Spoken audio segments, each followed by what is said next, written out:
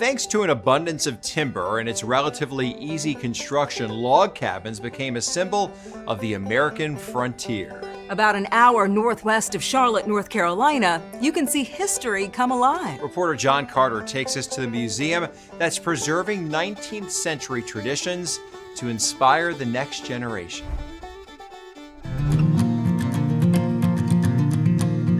To visit Hart Square Village is like stepping back in time.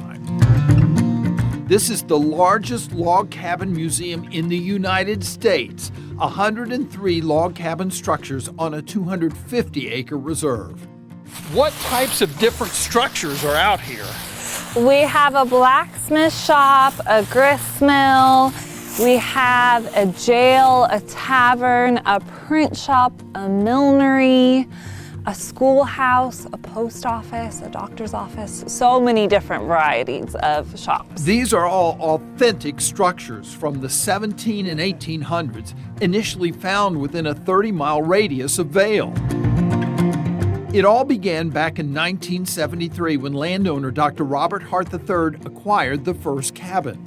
He had a friend who had a cabin on his property, and the friend said it would look great next to your lake. That's the Hunsucker cabin.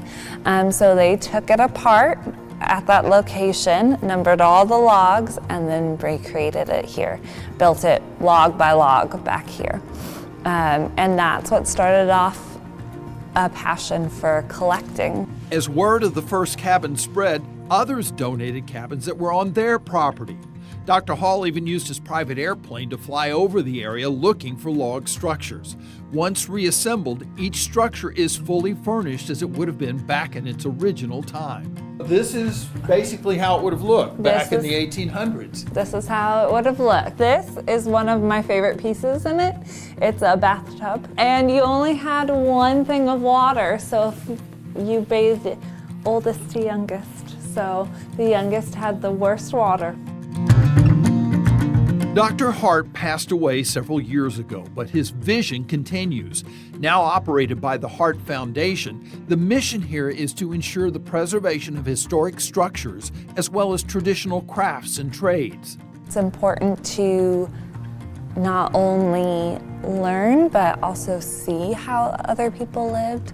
Dr. Hart was very big on the pioneer spirit, so being hardy and working hard and walking through those cabins shows you what people had to go through every day and how hard they worked just to sustain their living.